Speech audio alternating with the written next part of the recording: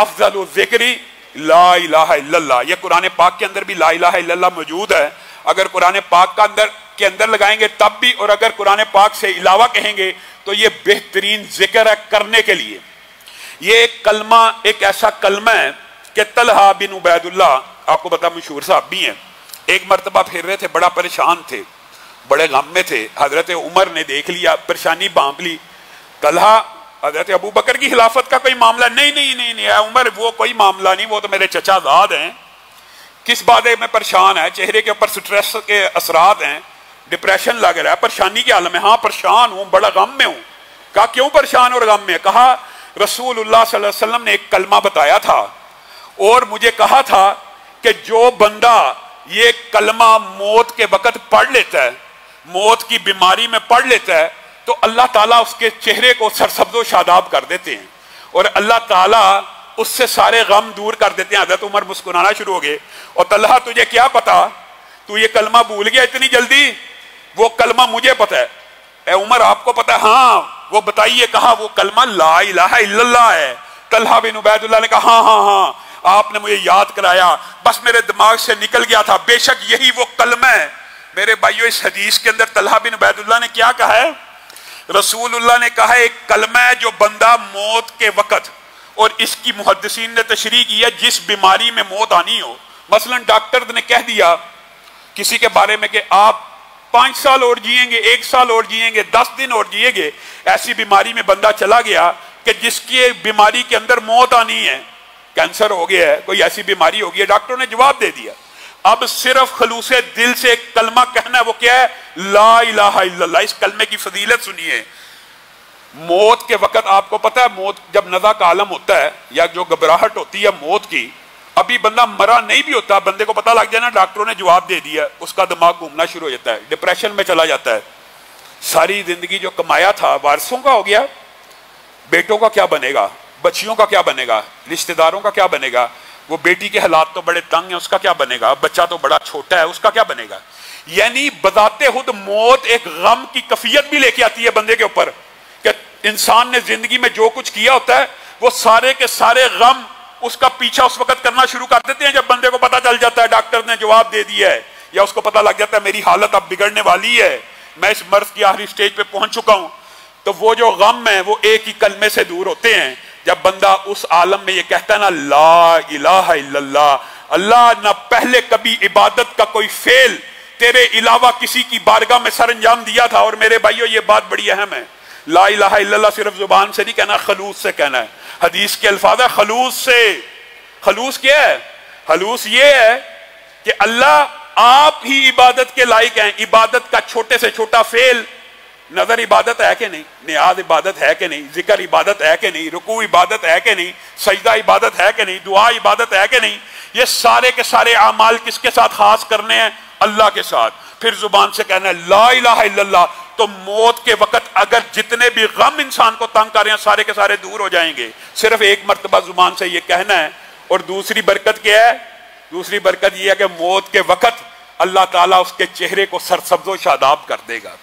आपने कई मर्तबा उलमा, वाइज़ीन, खुतबा और मुहद्दिसीन के चेहरों के ऊपर वो बशाशत देखी होगी जो मौत के वक्त आती है, और इसलिए आती है कि उनका आखिरी कलमा ला इलाहा इल्लल्लाह का होता है। रसूलुल्लाह सल्लल्लाहु अलैहि वसल्लम ने फरमा दिया, जिस बंदे का आखिरी कलमा ला इलाहा इल्लल्लाह हो गया वो जन्नत में दाखिल हो गया, चाहे जो मर्जी अमल करता रहा था दुनिया में, आखिरी वक्त में भी ये कह दिया अल्लाह न पहले किसी की इबादत की थी ना आइंदा अगर तूने मोहलत दी किसी की इबादत करूंगा, बंदा जन्नत में दाखिल हो गया। और हजरत आदम ने सही हदीस के जो अल्फाज हैं अपने बेटे को वसीयत करते वो क्या कहा था? कहा था ला इलाहा इल्लल्लाह इतना वजनी कलमा है, इतना वजनी कलमा है कि अगर 7 जमीनों को एक पलड़े में डाला जाए और तन्हा ला इलाहा इल्लल्लाह को एक पलड़े में डाला जाए तो ला इलाहा इल्लल्लाह का पलड़ा भारी हो जाएगा। और ये कहा था अगर 7 जमीनों को एक तोक से बांध दिया जाए, यानी एक जंजीर के साथ बांध दिया जाए, तो दुनिया के अंदर कोई कलमा, कोई चाबी, कोई चीज ऐसी नहीं जो उस तोक को खोल दे। लेकिन अगर उस जंजीर के ऊपर भी ला इलाहा इल्लल्लाह को पढ़ा जाएगा, वो सारी की सारी जंजीर टूट के रेदा रेदा हो जाएगी। क्यों? आपने उस रब की इबादत का हक अदा कर दिया। सिर्फ जुबान से इकरार करना भी बड़ी बात है, لیکن دل میں اخلاص بھی ہونا چاہیے کہ آج کے بعد اللہ کے علاوہ کسی کا خوف بھی نہیں ہونا چاہیے. خوف بھی عبادت کی ایک جزوی قسم تو ہے ہی ہے نا. اللہ کا خوف ہونا, اللہ کے علاوہ کسی سے امید بھی نہیں ہونی چاہیے, اللہ کے علاوہ نظر نیاز بھی نہیں ہونی چاہیے, سجدہ رکوع بھی نہیں ہونا چاہیے, ذکر بھی نہیں ہونا چاہیے, عبادت کا کوئی فعل بھی غیر اللہ کے لیے نہیں ہونا چاہیے. تو اللہ تعالیٰ پھر یہ فضائل دیتا ہے. اور اگر اس کلمے کو, لا الہ الا اللہ کو, جو پہلے آپ کو اس دن وظیفہ بتایا, آج اس کی فضیلت بھی بتاتا ہوں. لا الہ الا اللہ وحدہ لا شریک لہ لہ الملک ولہ الحمد وہو علی کل شیء قدیر. اس طرح پڑھے گا نا, پہلے تو صرف لا الہ الا اللہ کی بات کر رہا تھا, جو مکمل پڑھے گا, بخاری و مسلم کی حدیث ہے. اس دن یہ فضیلت بیان کرنے کے لیے وقت کم تھا, اس لیے آج بیان کر رہا ہوں کہ 100 مرتبہ جو بندہ اس کلمے کو پڑھتا ہے, بخاری و مسلم کی متفق علیہ حدیث ہے, 100 مرتبہ پڑھنے کا اجر و ثواب کتنا ہے؟ نمبر 1, اسماعیل کون ہے؟ پیغمبر ہیں, رسول ہیں. ان کی اولاد میں سے 10 بیٹوں کو غلام بنا لیا کسی نے. اب ان کو آزاد کروانے کے لیے ایک بندے نے پیسے لگائے, لاکھوں کروڑوں پیسے سے ان بندوں کو آزاد کروا لیا. اور ایک بندے نے صرف 100 مرتبہ لا الہ الا اللہ وحدہ لا شریک لہ لہ الملک ولہ الحمد وہو علی کل شیء قدیر پڑھا. نبی کریم صلی اللہ علیہ وسلم نے فرمایا اس بندے کے نامہ اعمال میں 10 اسماعیل کے غلام بیٹوں کو آزاد کرنے کا اجر و ثواب لکھ دیا جائے گا. کیا رسول اللہ کی بات پہ شک ہے؟ تو پڑھتے کیوں نہیں؟ وجہ کیا؟ ہمیں بس پرچی چاہیے, ہمیں بس نسخہ چاہیے, جو وہ دے, اور دے بھی کون؟ جو 20-20 سال سے نہایا نہیں. خود نہیں پڑھنا. یہ 100 مرتبہ پڑھیں گے تو اسماعیل کے 10 بیٹوں کی آزادی کا ثواب ہے. اور اسی پر بس ہے. بہت سے بھائی سوال پوچھتے ہیں. میں آج آپ کو شرح صدر کے ساتھ یہ بات کہتا ہوں, جادو جتنا مرضی پرانا ہو, شیطانی وسوسے جتنے زیادہ ہوں, بندش, رزق, نظر بد, اسیب, جادو, بدرو, آج کل یہ بھی ایک دھندا بن گیا ہے. اگرچہ رقیہ شریعہ اسلام میں ہے, لیکن اب میں نے دیکھا یہ ایک دھندا اور کاروبار بنتا جا رہا ہے. جتنا مرضی پرانا جادو, حدیث کے الفاظ کے اوپر غور کیجئے. نبی کریم صلی اللہ علیہ وسلم نے فرمایا 100 مرتبہ صبح پڑھے گا تو شام تک شیاطین اور جنات کے شر سے محفوظ ہو جائے گا. جادو کن 2 چیزوں سے ہوتا ہے؟ یا جنات کے ذریعے, کاہن اپنے جنات جو ان کے مددگار ہوتے ہیں ان کو بھیج کے بندے کو ڈسٹرب کرتے ہیں, یا الفاظ سے. الفاظ کے بھی اثرات ہوتے ہیں. آپ کسی بچے کو جس کے اندر کانفیڈنس نہ ہو, آپ اس کو کہتے رہے نا, بک اپ کرتے رہے, تو بڑا اچھا ہے, تو بڑا اچھا ہے, تو بڑا اچھا سنا رہا ہے, تو بڑا اچھا جا رہا ہے, تو بڑا اچھا پڑھ رہا ہے, تو صرف الفاظ کی وجہ سے اللہ تعالیٰ وہ بیماری دور کر دیتا ہے. اسی طرح برے الفاظ کے بھی اثرات ہوتے ہیں, ہمیں اس بات کا انکار نہیں ہے. مثلا آپ کسی بندے کو گالی دینا شروع کرتے ہیں, تو یہ ہے, تو یہ ہے, آپ دیکھیں گے آپ نے اس کو صرف بغیرت ہی کہا نا, تو اس بندے کا بلڈ پریشر بڑھ جائے گا. اس کا مطلب ہے الفاظ کے اثرات کا تو ہم انکار نہیں کرتے, لیکن یہ جو الفاظ بد, کاہن, جادوگر لوگوں کے گھر اجاڑنے کے لیے جنات یا الفاظ کے جادو کرتے ہیں, ان سے بچنا کیسے ہے؟ یہ 100 مرتبہ یہ پڑھا کریں. صبح کو پڑھیں گے شام تک شیطان سے محفوظ, شام کو پڑھیں گے صبح تک شیطان سے محفوظ.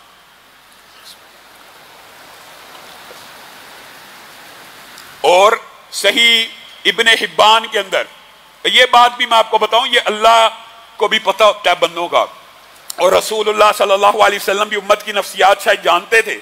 یہ تو متفق علیہ حدیث ہے, صحیح ہے. 100 مرتبہ پہلے کہا, لیکن ایک بندہ 100 مرتبہ نہیں پڑھ سکتا تو وہ کیا اس وظیفے سے محروم رہ جائے گا؟ نہیں.